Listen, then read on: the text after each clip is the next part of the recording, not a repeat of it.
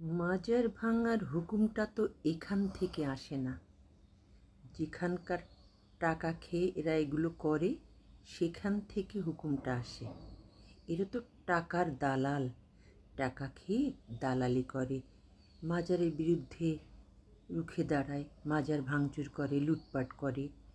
এরা নাকি আবার ইসলাম করে। হ্যাঁ, এরা নাকি ইসলামকে রক্ষা করছে। মাজারের বিরুদ্ধে যারা, মহানবীর বিরুদ্ধে যারা, এরা তারাই। তোমরা বললেই সবাই বিশ্বাস করবে, সত্য প্রকাশিত হয়। তোমরা কি সেটা সবাই জানে।